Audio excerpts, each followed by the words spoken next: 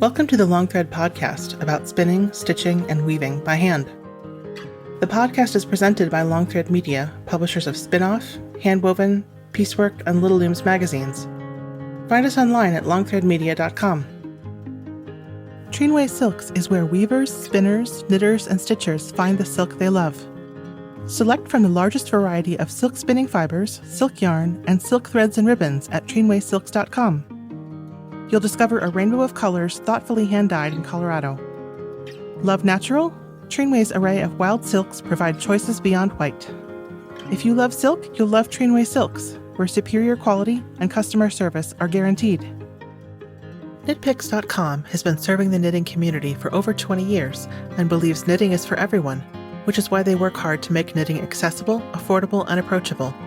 Knitpicks responsibly sources its fiber to create an extensive selection of affordable yarns like High Desert from Shaniko Wool Company. Are you looking for an ethical, eco-friendly yarn to try? Look no further than Knitpicks Eco Yarn line. Need needles? Knitpicks makes a selection for knitters right at their Vancouver, Washington headquarters. Knitpicks.com, a place for every knitter. I'm your host, Long Thread Media co-founder Anne Marrow. Lily Chin is known as a creative designer and engaging instructor in knitting, crochet, and machine knitting. As you'll hear, she's also a lot of fun. Lily, thanks so much for being here. Hey, glad to be here. Thank you for having me. So, Lily, I first saw your name when I was a beginning knitter, and your book, The Urban Knitter, just came out. Is that right? We're talking like around 2000 then or something thereabouts. Was it around 2000? Yeah. And knitting was kind of having this resurgence, but this was hardly the first thing you had done in yarn and knitting and crochet. And I tend to say knitting because I'm more of a knitter, but you have this whole multi-craft career. I machine knit, I crochet, and I hand knit. So I am multi-craft jewel, you're right. And actually my very first book was a crochet book, which is Mosaic Magic, Afghans Made Easy, on a mosaic crochet that came out in 1999, I believe. So the Urban Knitter was this sort of, I think of it as one of the early, I hate this phrase, but not your grandma's knitting sentences where people realized that knitting was something for everybody and it was this really popular sort of pursuit. And you were like right in the center of that. Yeah, what it is that I've been doing this for a very long time. Mm-hmm. And I've seen the ups and downs of the industry as a whole. And I mean, we're talking like, I really sort of started in the 70s when I was a kid. Literally, I was a kid. And so I've seen that back in the 70s, there's this big resurgence, this revival of do your own thing. In the 80s, it became very chic to do. But then in the 90s, we hit this pit, and yarn stores were like being decimated, and there were whole states without any yarn stores. In the 90s, it was pretty bleak. So that by the 2000s, it was great to have this kind of renaissance led by a young movement of new people coming into the craft. So yeah, I was sort of at the cusp of that renaissance, if you will. So how did you get started when you were a kid? I think I was 8 years old, 7-ish, something like that, 8, 9, thereabouts. And my mom was desperate to keep me occupied because I was a really rambunctious kid. And I was the one who would take apart the toaster to see how it worked, you know? So she casted on stitches for me, 20 stitches, and she showed me how to knit. So she didn't teach me how to cast on. She did that for me. She taught me to knit, not to purl. So those 20 stitches very soon became 3, and I was really frustrated with it. So I wanted to chuck the thing, and my mom was desperate, so she put a hook in my hand instead. And I took to that hook like a duck to water because you only dealt with one loop at a time. You didn't have to hold on to all those loops at once, you know? So I found this so much easier, and so I loved crochet instead. And as I said, I really took to it like a duck to water. It was only until I was like maybe 13, 14 that I got back to knitting, and I decided not to let this thing lick me. I'm going to conquer it. So...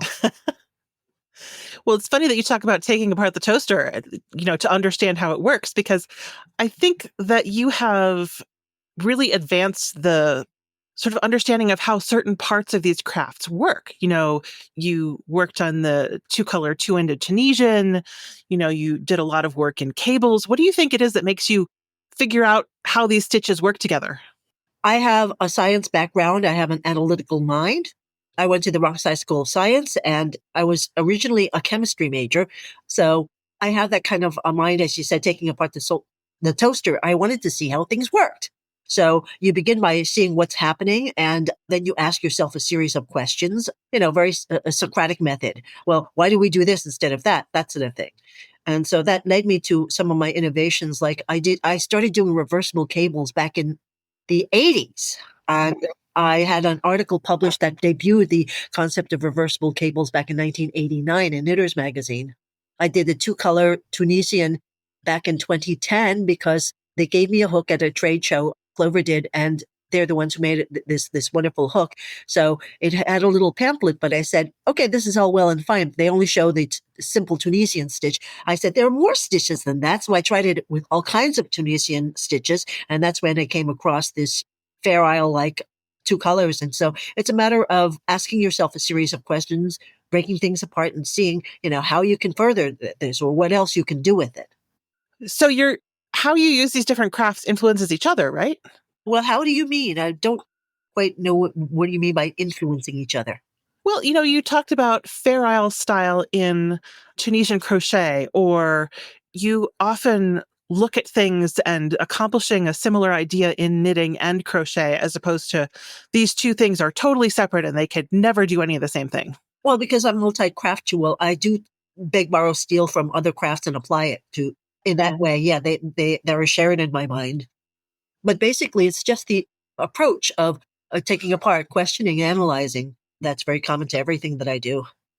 And tell me about machine knitting. I think that that's something that maybe because you need a bigger piece of equipment, that somehow I think people don't dip into it quite as much. Let me tell you, I live in a small New York City one-bedroom apartment. It's 650 square feet, and I own 6 knitting machines. Wow. Yeah.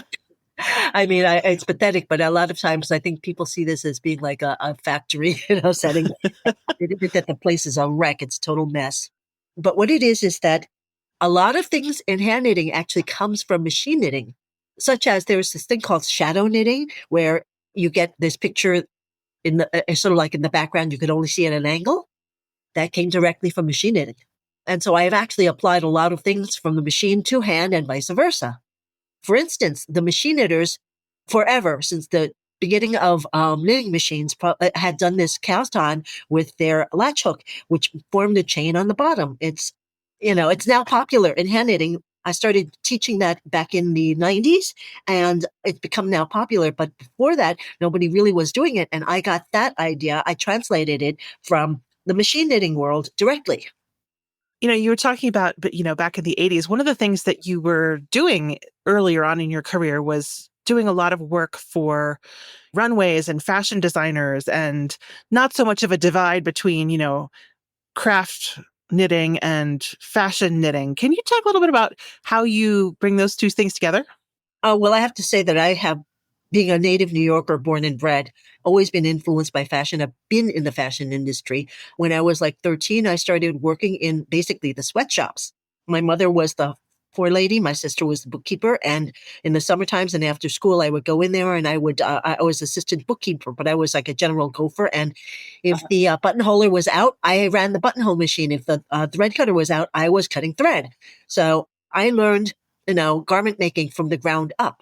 And it was the best education. It's called child labor, don't tell, but it was the best education. And so because I learned about garment making, again, that's applying it to the crafts. And really, I think that that's my biggest strength in all the crafts is I know how to make garments. And so a lot of my classes that I teach are garment based as a result. But I think that because I've worked in the garment industry for designers, that's also influenced my eye, if you will. I have an eye for fashion. I've worked for designers like Diane von Furstenburg, Isaac Mizrahi, and Ralph Lauren, Donna Karan, etc. So I've done runway pieces for a lot of them. And so that has actually helped my production because there's nothing like tight deadlines when everybody wants everything at once to hone your mass production skills. And a lot of people might say, this is where this is what I had to do when I was a kid and it was required and I don't want to do that anymore now that I have a chance. But it seems like you just decided to go toward it. It came out a very backwards way. As I said, I was going to be a chemist, really. And it was more specifically, I wanted to be a chemist for Revlon and work on cosmetics. Oh, wow. I know, very odd, very strange, but it meant in college I was actually on a pre-med track because that's where all the chemistry classes were, required chemistry classes were. And I hated pre-med. I particularly hated organic chemistry also. So I sidetracked, and next thing it's become liberal arts in general. So what do you do after coming away with a liberal arts education? Would you like coffee with that, sir? You just And because I've always worked in the garment industry, I did it while I was going through school. I made money to pay for my books and my tuition that way. I've worked in the industry, so I just fell back on what I knew. Hmm.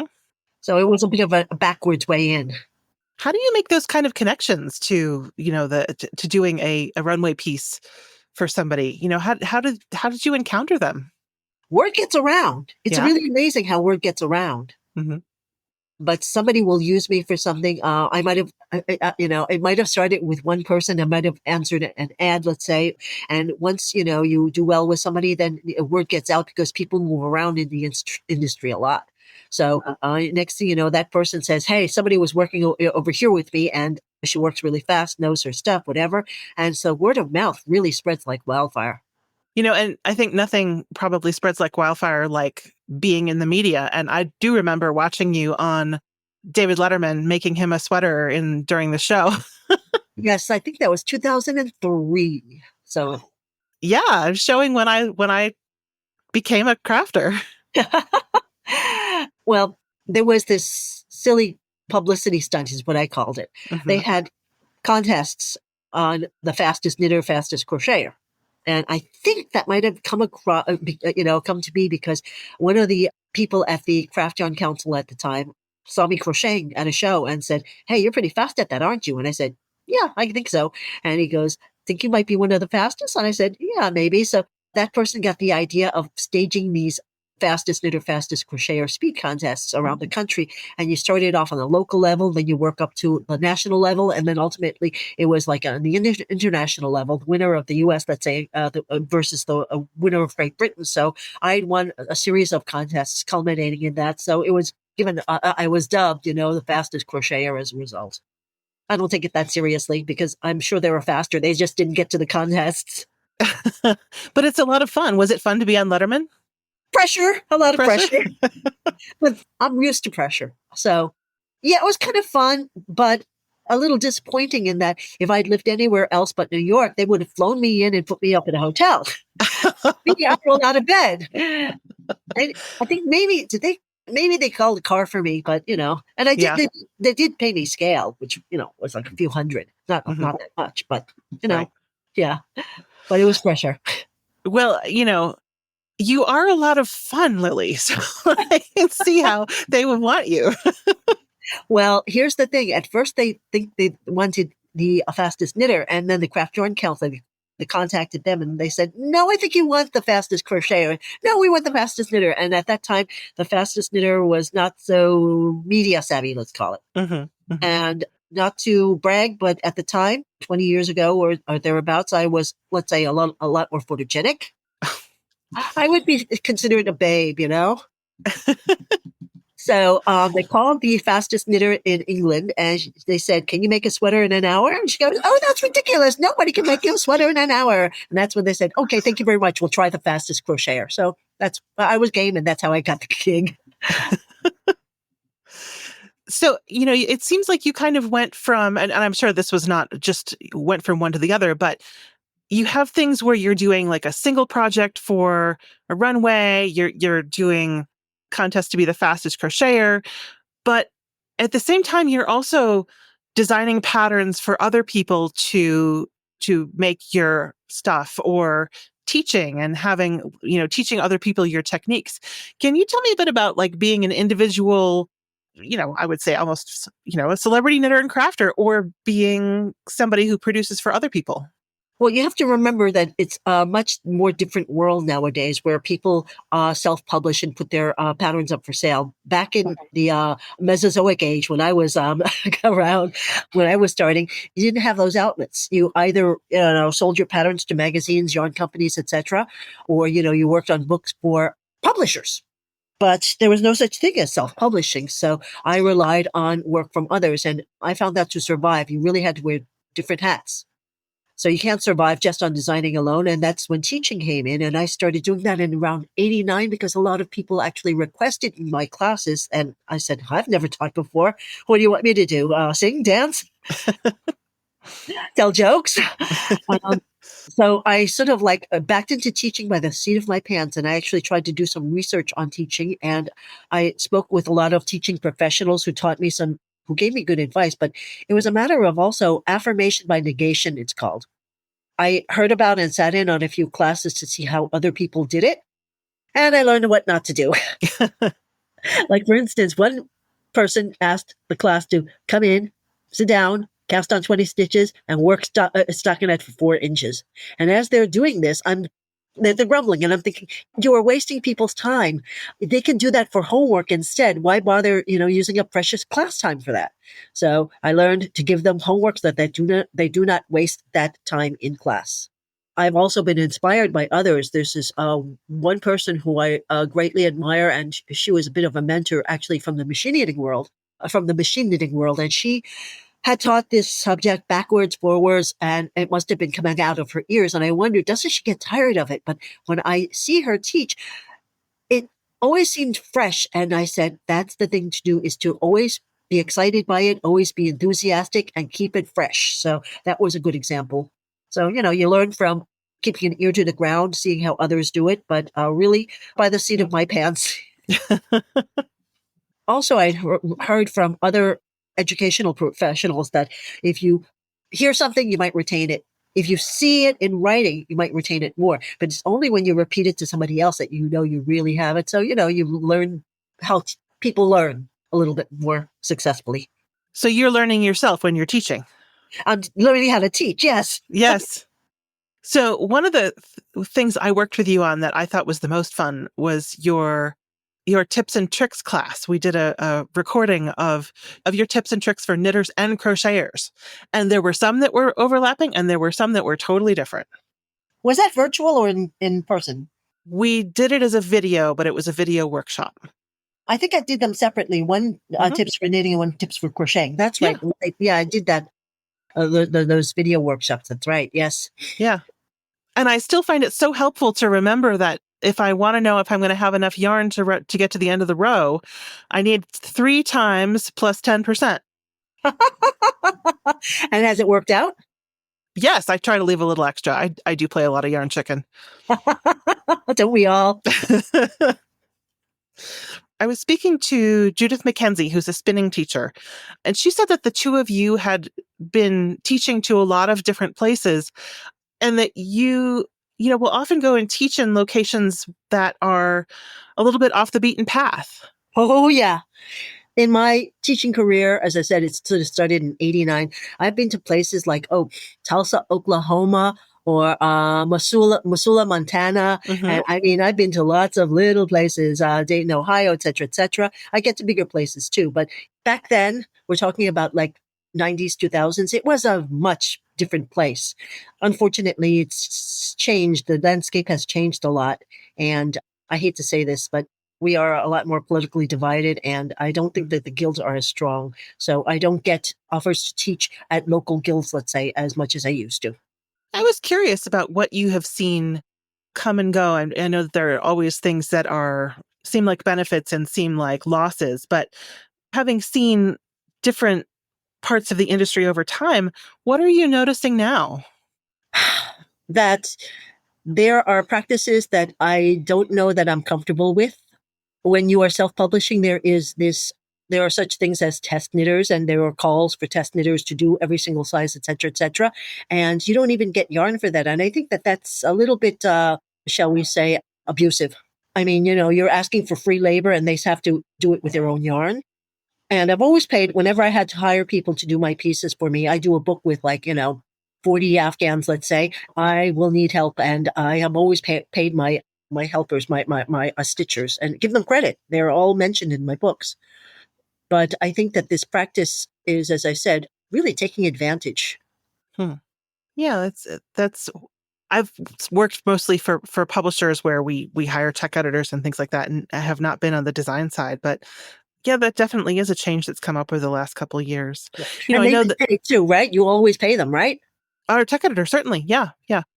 I mean, one of the things I've certainly noticed over the last few years is that it seems kind of crazy right now that we started a knitting magazine when, within 3 months, unfortunately, we lost three. And Wow. before that, we lost the crochet publications. So, That's true. That's true. yeah. I think I only know of maybe one crochet publication still being published, Mhm. Yeah. But well, here's the other thing too, is that nowadays you need the social media presence. And for the longest time, I really resisted because I didn't want all my information out there. I like my privacy, Mm-hmm. I didn't want my info being gathered and I didn't want to be targeted, et cetera, et cetera. But it's one of those necessary evils. So I actually bit the bullet and I had to do the social media thing. But in doing the quote unquote test knitting, you not only have to test knit, which I think, as I said, is really taking advantage, but then you have to like post it and you have to share on social media your results. And so you're having other people doing your promo for you as well. Hmm. But Lily, your social media is very entertaining. I know that you resisted for a long time, but now I love seeing you go all around the world. I love seeing what you're making. You do a much better job on social media than I do.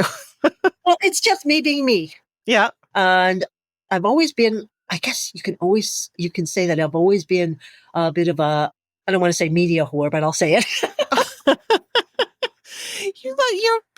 You're comfortable in the spotlight.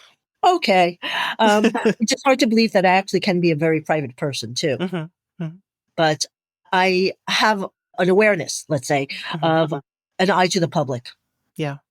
I think that's a very New Yorker kind of a trait. You mentioned that you are a born and bred New Yorker, and that sort of having a private and public. Now, I'm using this as a segue to talk about something I think is really fun, which is that you have yarn storage. Oh my God, you really read everything, don't you?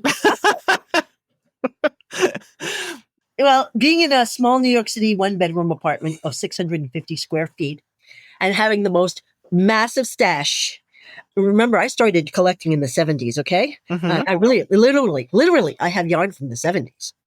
It's accumulated, so we're talking about, let me see, 70s, 80s, 90s, 2000s, 10s, and 20s. We're talking about like on the sixth decade, it was fifth decade, whatever, of collecting. I had to put it somewhere, and it was just like, I have to move around. I need an apartment, and my poor spouse, my poor, very, very tolerant spouse, he was grumbling, and it wasn't the cost so much as it was the space. So in 94, I got my first storage unit at Manhattan Mini Storage. Luckily, it's only 10 blocks away, climate controlled and 24-hour access, etc. And next thing you know, one unit became two, became three, etc. Until I had like about 12 units, and each unit is yeah, and they're not small. We're talking about 5 feet by 6 feet by 10 feet high. So it's like 6 feet deep, 5 feet wide, and about 10 feet high. And yeah, it isn't all yarns. I do have one storage unit devoted to shoes because, they call me Melda.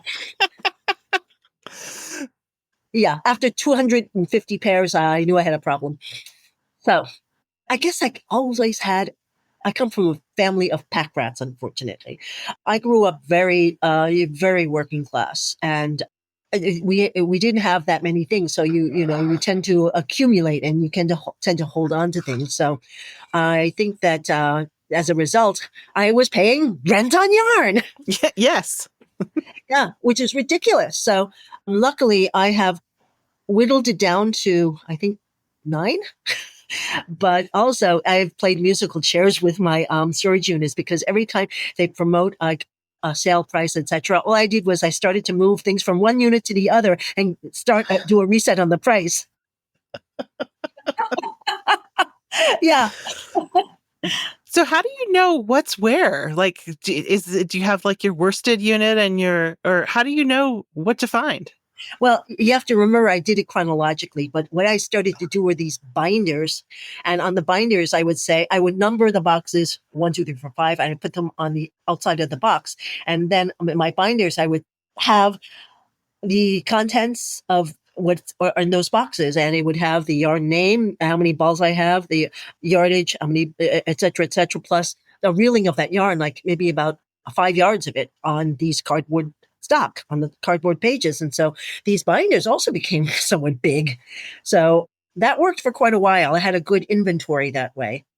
Unfortunately, it got to the point where I just couldn't keep up. And after like 130 boxes, they came faster than I could actually inventory. So instead, it became a bit of like memory. Luckily, I have a good memory. Yeah. Well, and if you're working for publication, most people are most of the companies are probably sending you the yarn. So it's not like you need to look through your stash to get something to work with, right?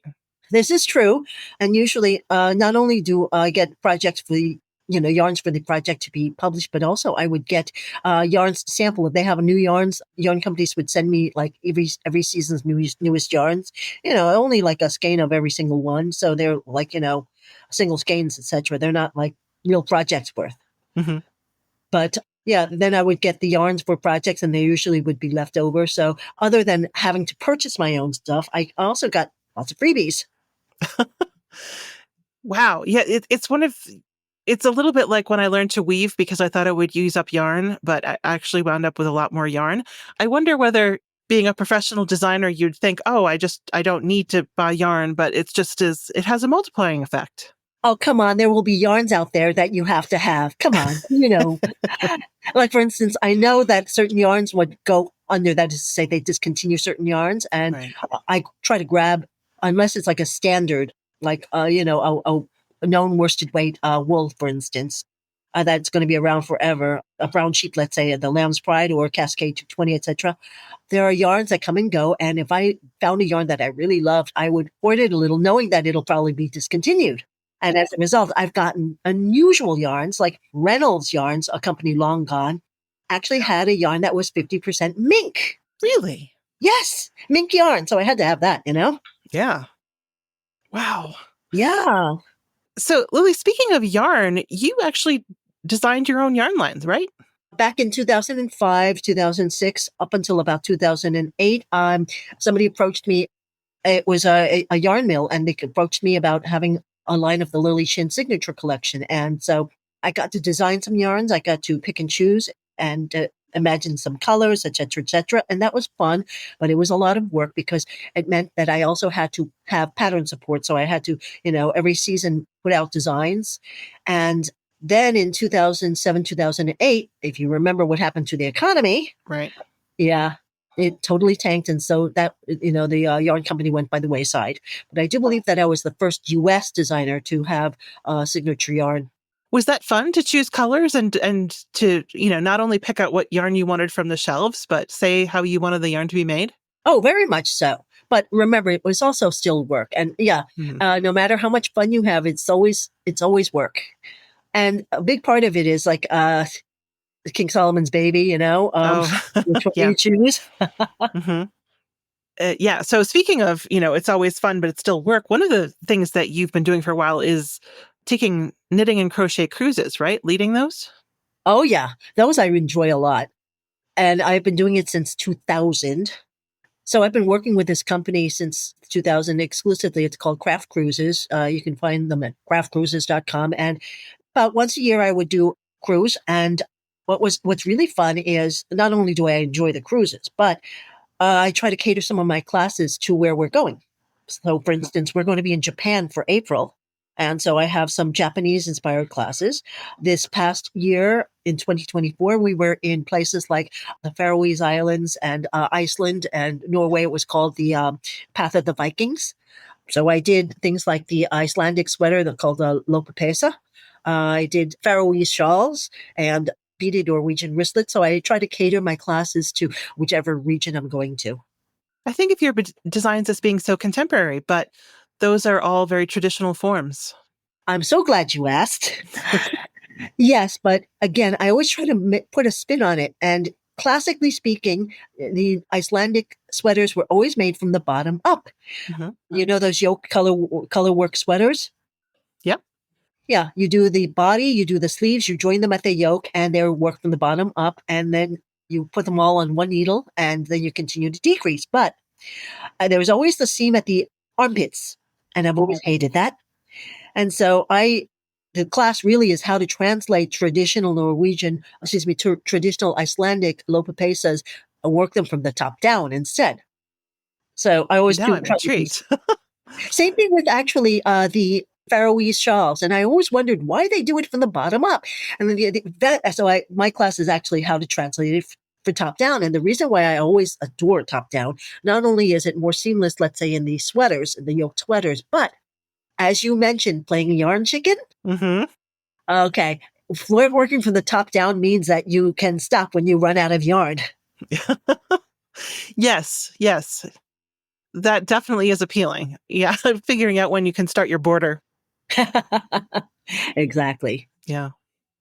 And you've been all over the world. I think I remember you telling me stories about, Hong Kong and all sorts of different places you've gone with those cruises.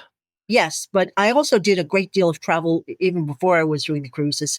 The knitting has taken me, and the crochet has taken me traveling a lot. I went to London, for instance, to defend my title of fastest crocheter, etc.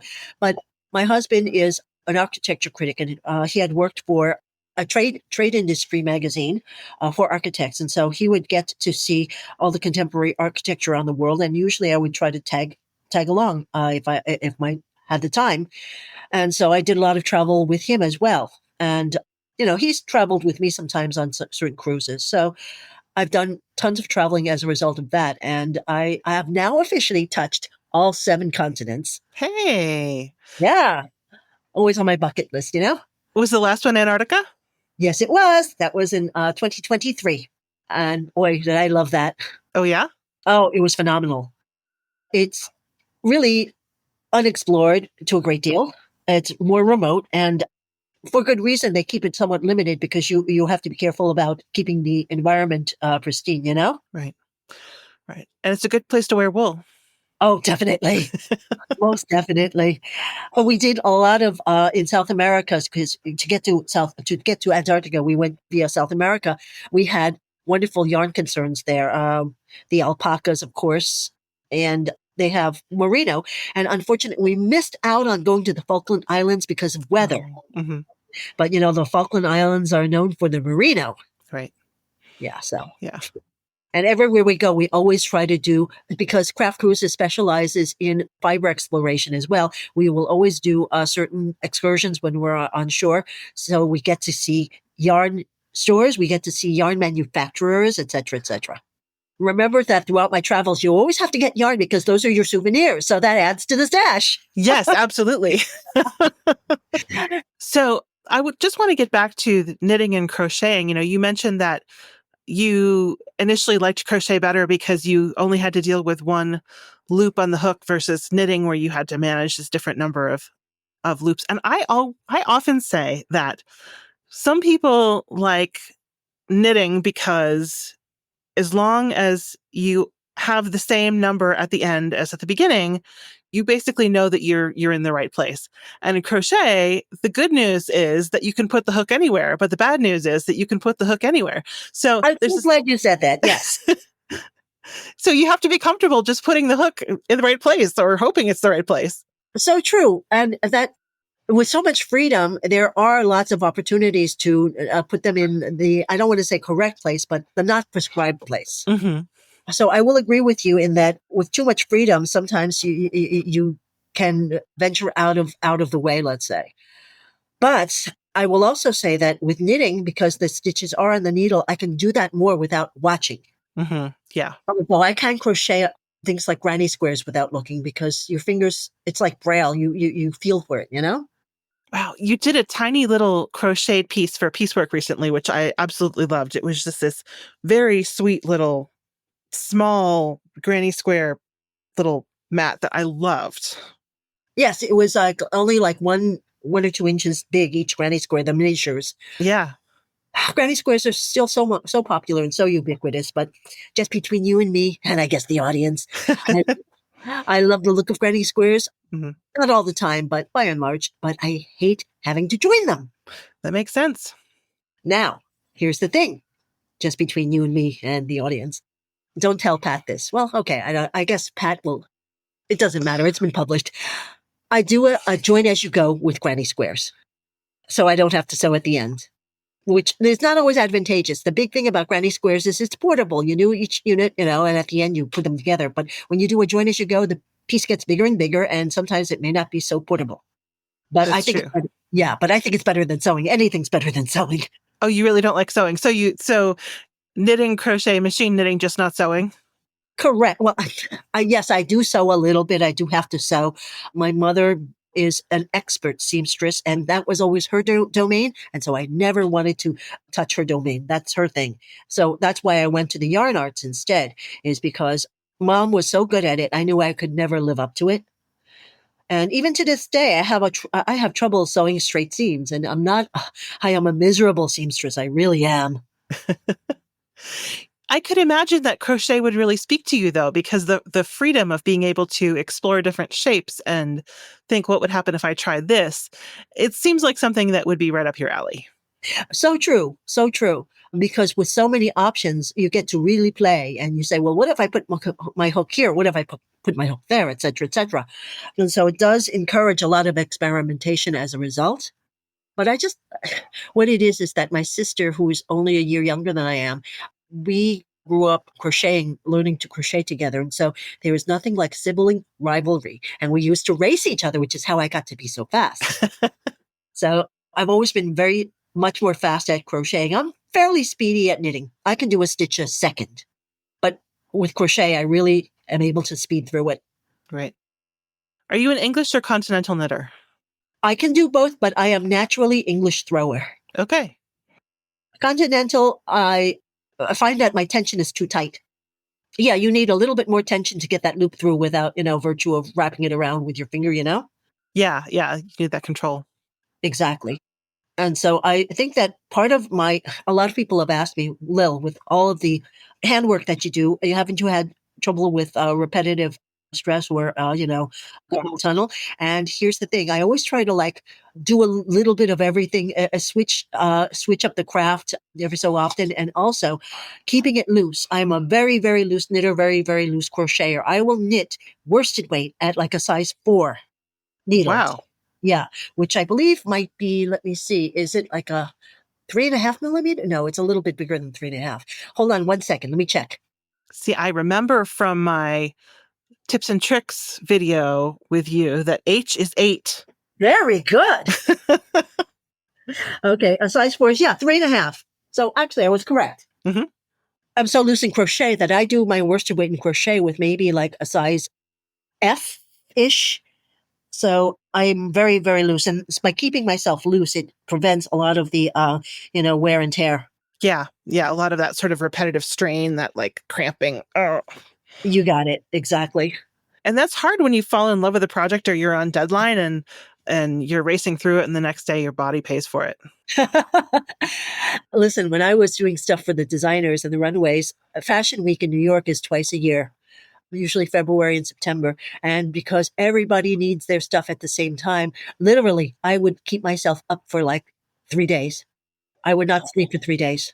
I would sometimes have to stab myself in the thigh with my needle to stay awake. Yikes. Brutal, I know. To be young. I could not do that now. Then, yeah. So I'm really curious about machine knitting, maybe because it's one of the things I haven't tried myself. But, I can see the appeal for stockinette stitch, but what do you use your knitting machine for? Well, miles and miles of stockinette on very small gauges is perfect for the machine. And when you want something yesterday, instantly, that's what I would use my machines for. But as I said, from a pure knowledge point of view, the mechanics of it is totally fascinating, especially when you add the ribber bed. So when you have 2 beds, the knitter bed, the ribber bed, they're facing each other, that leads to all kinds of configurations and all kinds of possibilities. Oh gosh, it boggles the mind. It really does. Also, I've been working on, you're going to think I'm nuts. Yes. I'm working on Fair Isle project where I am working on basically about 9 different patterns simultaneously. Like section A would be pattern A, section B would be pattern B. And so I would work across doing all these separate patterns all at once with these stitch markers showing me where one pattern ends and the other begins. So that's already nuts as it is. But I'm also doing it on size 00 needles, and I'm getting 9 stitches to the inch. Oh my goodness. Yeah, this is a purely, for myself kind of project. But the machine is great when you have patterning capabilities where you don't have to count all the time. Okay, 2 whites, 1 black, 2 whites, 3 blacks, that sort of a thing. So how do you set the pattern on a knitting machine? Electronic, they have electronic machines, and there are ways to program it in. You also have some software that will download. You draw it on the software, and you can download onto the machine. The more analog method is using what is known as the punch card machines, which are not electronic. And if you think about a player piano, Yeah. yeah, or the old-fashioned punch cards from the old-fashioned computers, mainframes and stuff, and the card method for weaving. Right. Yeah, you punch the card with the holes for where you want one color, and you leave blank you leave whole the other color. And so, from an analog point of view, the punch card knitting machines will do the patterning in that way. Mm-hmm. But the electronics opens it up a lot more, because with the punch cards, usually you have a 24 stitch repeat, but with the electronics, there's no limit. Oh yeah, that does sound a lot like weaving. How far have you gotten into the weaving? Well, there's a difference between doing and sort of knowing academically. I Yes. know more about weaving than I can do. So I am a yeah. wannabe weaver, and if I had the space, I would love to weave, but I can't keep a floor loom. I do have those small little looms, Yeah. Yeah, I've got basically lap looms, table looms, Mhm. but you can't have a 4 harness table loom per se. Well, there is one, but it's very expensive. So the limitation, since I know that you work with the small looms, Mhm. you don't have the access to 4 harness, can you? Do you? I had a 4 harness loom that it kind of came to me. It was in the old office and it belonged to Linda Ligon, and she was willing to, she gave it to me as a long-term loan. It turned out it needed a lot of work. And I said, oh, okay, I'll do the work, but then I need to own the loom. But about a towel and a half into a 4 towel warp, I realized this just isn't for me. And so um, it is in turn on long-term loan to a friend of mine who studied fashion design and is an amazing crocheter. So mostly I'm a rigid heddle weaver. Yeah. Yeah, but the more heddles you have, the more complex it gets. Right. And there are computer programs that, you Yes. mentioned Jacquard, but there's, the Compute obviously will do that for you. Yeah. Yeah, AV system, AVI, is that what it's called? There's something called AVL, which is a company out of Yeah, California. Yeah. They're right. pretty well known for that. Yeah. Yeah. But, up the street up in Chelsea, FIT would be able to, I would imagine, to teach you how to weave on a floor loom, 8 shaft or whatever. And they also, I think, have a huge, not that you need to learn, but that's where I would go if I wanted to learn machine knitting, I think, right? Some of my best pals have taught machine knitting at FIT. And actually, I took FIT classes for credit when I was in college. So I actually, did a lot of classes at FIT myself. And yeah, I guess I could learn weaving there. There used to be on A Street, and there was one in Brooklyn, there used to be a storefront that had looms, and then they would have classes. Hmm. I'm trying to remember the name, but they went out, they went under. Yeah. So I know the basics, and I've even warped a loom, which is a biggie for me because I was Yes. always fearful of the warp. But I've actually warped a loom, and I hate to say it, but it's a lot more mindless, I would say, when you work with just, a simple loom. Well, it's different because if you want to do something complex, you have to make a change on every pick, lift and Yeah, basically push it's down. Yeah. manual. Yeah, it's manual. Yeah, exactly. And I think Yeah. that Myra Wood did, it did a book called, was it? Overshot. Yeah, she did a Yeah, cool book on Overshot. Hmm. exactly. Yeah, I think it was like Crazy Overshot or something like that. I think so. Yeah. Anyway, the thing is, yes, that actually does appeal to me a bit, where you do this, manual bit. And I've always been interested in the discontinuous wefts too, kind of like in Tarsha knitting, Yes. Yeah. Oh, that's so much fun. It is. It's really fun. But actually, I did a project for Interweave Crochet Hmm. where I took, those weaving sticks, there are 4 of them. And then, there's a loop for yarn that acts basically as a warp. And then you just like wrap the yarn around for the weft. And then you pull the sticks through, and then the yarn that basically is the weft goes up, and it forms these like belt type things. I can't picture what you mean, but that's okay. Okay. Well, I actually did a project for Interweave Crochet using those weaving sticks. And actually sometimes there are more than 4. There could be 5. So because I'm always trying to like find out different ways of doing things, I took those weaving sticks and instead of doing it the usual way where you wrap the yarn around the sticks, I decided to do a crochet chain around the sticks instead. So I did it as an interweave crochet project.